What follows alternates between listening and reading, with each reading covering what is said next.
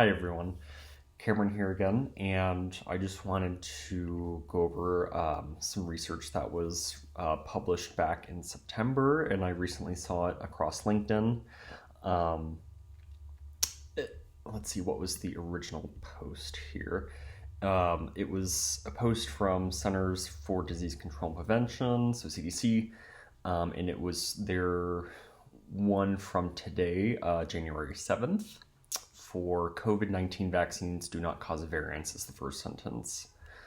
And it has a picture with the virus, and it says, can COVID-19 vaccines cause variants?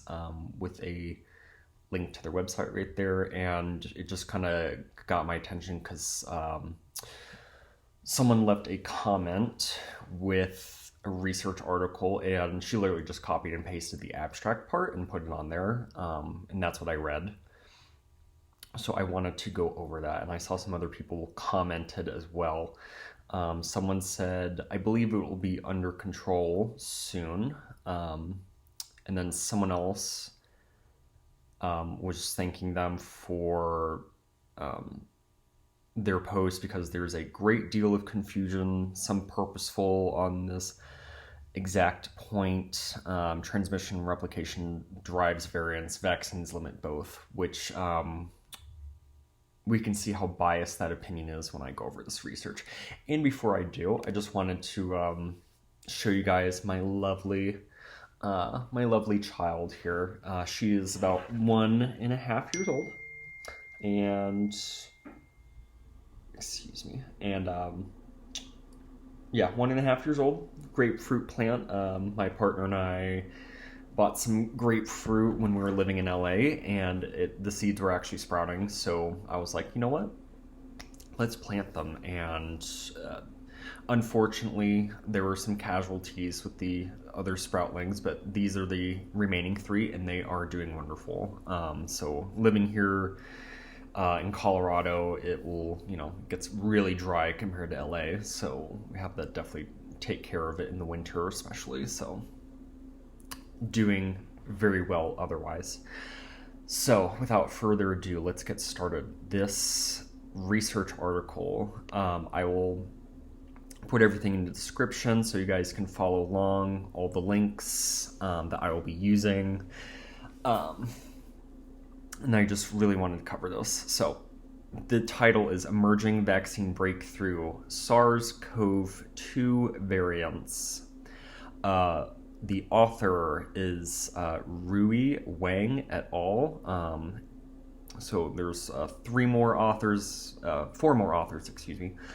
on there as well.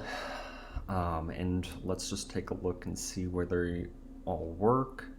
Michigan State, University of Illinois, Chicago, and Michigan State. Okay, so 4 out of 5 are from Michigan State already, and 1 is in Chicago. And my partner keeps texting me. So this, I will just kind of break down the abstract because it's kind of long. They were just looking at coronavirus disease, COVID-19 infections globally, and specifically variants alpha, beta, gamma, delta, and let's see, I'll read the sentence too. We envision that natural selection through infectivity will continue to be a main mechanism for viral evolution among unvaccinated populations, while antibody disruptive co-mutations will fuel the future growth of vaccine breakthrough variants among fully vaccinated populations. That's a mouthful, so let's kind of break that down. Okay, we envision that natural selection, think of Darwin, natural selection through infectivity, so people who are infected with the disease, will continue to be a main mechanism for viral evolution, so these variants that are coming up among unvaccinated populations. No no sources that I can see for that immediately. While antibody disruptive co-mutations, so that's a big kind of phrase. So antibody, so our immune system, disruptive co-mutations. So what the variants and the virus variants are doing to the body will fuel the future growth of vaccine breakthrough variants. So that almost kind of confuses me now. Let's see. Okay, so while antibody disruptive co-mutations will fuel the future growth, so it's going to be really, helping the vaccine breakthrough variants among fully vaccinated populations. That's still a little confusing to me. I'm not sure what that sentence is absolutely saying. I think it looks like they're trying to say that, they're really trying to drive home that unvaccinated populations are going to be naturally selected and infected, while the vaccinated ones will be fueling the future growth of for the breakthroughs of these, variants that are popping up. So I think that they're trying to say the vaccinated are going to be, pretty good, and unvaccinated are going to be gone, which, this one is from September, I forgot to say the date, September 9th, 2021, so this past year. So, 6 months, just less than 6 months, what is this, 5 months later, we're not too crazy. We still see, actually we're kind of seeing a lot of, more than a lot of people who are vaccinated also getting variants, getting COVID. Not only that, I mean, there are unvaccinated as well, but there's a lot of if you look at the populations that are very vaccinated, they are very prevalent with COVID-19 infections. So, and in that wording is also changed from, preventing the spread to, now it's, it's just preventing the occasions of when you might get it, and then now it's it's preventing severe illness and hospitalizations and maybe even death. Maybe interesting wording. So I'm not going to read this whole study because I really just wanted to focus on who made the study and who's funding it, because that's really everything. You could make a study, and I'll just give a little history for this. Oh my goodness, babe. So I used to work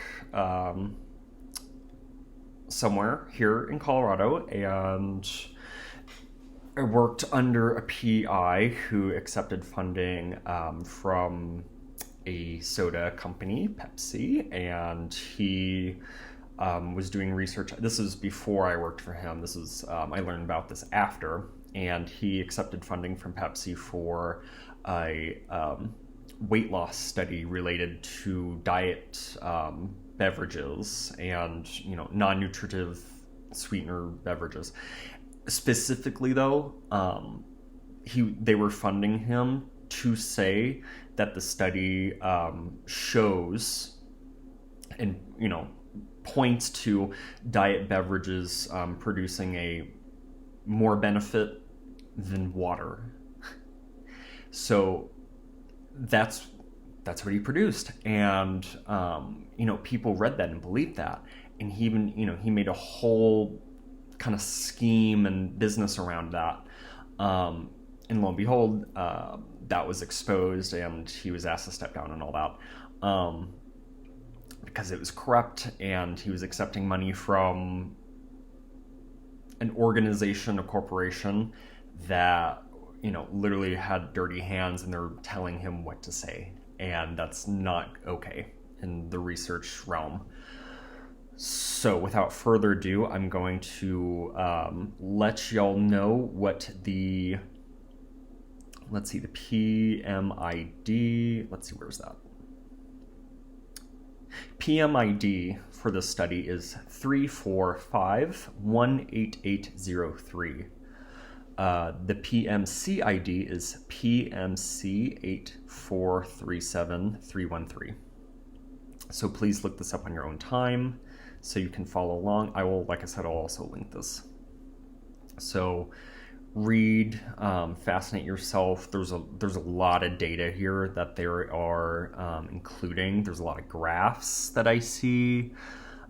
Figure 2 is lots of mutations over time and place. Let's see, figure 3, histograms of antibody disruption.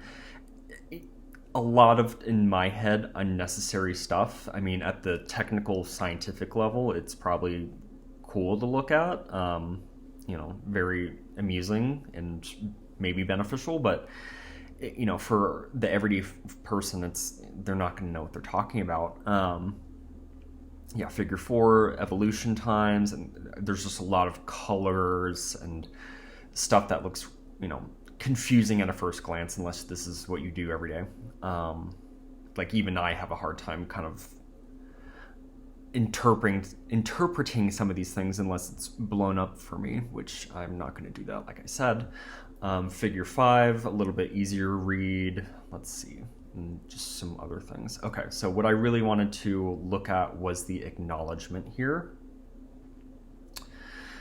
So I will read this whole thing for y'all. It says, this work was supported in part by NIH Grant GM126189, NSF Grants DMS-2052983, DMS-1761320, and IIS-1900473, and NASA Grant 80NSSC 21M0023, Michigan Economic Development Corporation, Msu Foundation, Bristol Myers Squibb 65109, and Pfizer.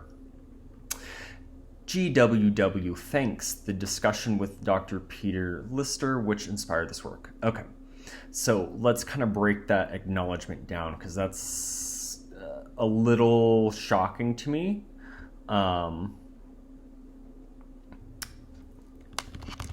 Sorry. Okay, so let's kind of break that down though. So this this study was funded by lots of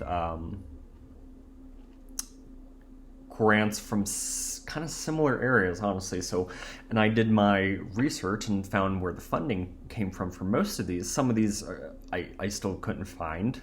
They do a really great job of hiding, especially the, let's call them more private corporations. I could not find Bristol Myers. If anyone finds Bristol Myers, I would love to find that. They kind of have hidden that a little bit easier, so I did not find that one as easy. I haven't found that yet. So let's see. I want to look these grants up and see where they came from. So the first one was GM126189. And that one, where did I?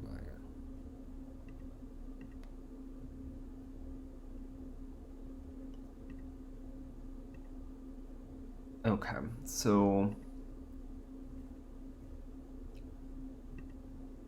excuse me guys. Okay, so that was coming from their Math and Sciences division, and their NSF grant DMS, let's see, 2052983. This one I have here, it is the Collaborative Research Integrating Algebraic Topology, Graph Theory, and Multi-Scale Analysis for Learning Complex and Diverse Datasets. Excuse me. It is from the Division of Mathematical Sciences, from the NSF, which belongs to NIH. Total intended award amount $350,000. So far, they've used $89,000 from the 2021 year. Okay, so that was the second one. I don't think I found the first one. Or is this the first one? No, this one's not the first one. Sorry, guys. Okay. So the third grant here, DMS 1761320, from the same division of mathematical sciences. This one is kinetics-driven drug theory using persistent homology, rare event molecular dynamics, and experimental data. Let's see here. It is a continuing grant. Intended award, $1,100,000, and award to date that has been awarded same amount for Michigan State as well. And then we have the IIS 1900473. So I was not sure what that was, so I had to look up what IIS was because I'm not always familiar with those acronyms. So the IIS is Information Intelligence Systems from the NSF, so the National Science Foundation. The whole phrasing of that nomenclature is the Directorate for Computer and Information Science and Engineering, or SISE, and then Division of Information and Intelligence Systems. It's a mouthful. Of course, government likes to have mouthfuls and confuse everyone with what it actually is. So let's scroll down on this one. The program title, as I said, the IIS. Synopsis of program. Here's where it gets interesting. Listen to the nomenclature of this. SISE's Division of Information and Intelligence Systems supports research and education projects that develop knowledge in 3 core programs. But listen, the first one is Cyber Human Systems Program. Why do we need a cyber systems program? I'm not sure. Second one, the Information Integration and Informatics Program. And then the last is Robust Intelligence Program. Very interesting. So, not sure why we need funding from that or what's going on in the back scene with that. I mean, we can all think deeply about what's actually going on. I don't have to tell you. You can just read the first one, Cyber Human Systems. So very interesting. And then we have a NASA grant. What was the number on this? NASA grant's a mouthful. 80 NSSC 21 M0023. And the NASA grant here, it does not have a whole lot of information like the other ones, because it's NASA and they like to hide everything until told otherwise. It actually has 2 entries here. One of them was, it looked like it was just maybe a double entry, I'm not sure. Like I said, they don't have a whole lot of information on this at all. The proposal title for this grant is Machine Learning Planet High Resolution Training Data for Medium Resolution Land Cover and Disturbance Mapping. So I'm not sure how that relates to the vaccine, SARS-CoV-2, or anything else. Let's see, program title is Advancing Collaborative Connections for Earth System Science. That's kind of a mouthful too, like a whole, a lot of complex words, a lot of interesting words put together. So I will actually have to do my own research on that in my own time and see what else I can find. let's see, start date was from 2020 October, and end date is in October 2023. Let's see, and then we also have the Michigan Economic Development Corporation, which I did not research, but just reading the title and knowing who produced the study, Michigan State, and knowing that an economic development corporation is putting money into a vaccine study, it kind of raises a red flag for me. Why does an economic development corporation need to put money into a global vaccine study? I would expect that to be more for a business study, not a vaccine health study. And then Msu Foundation, as I said, MSU produced this. No shock there. Bristol Myers Squibb, 65109. As I said, I tried to look this one up. I could not find anything other than,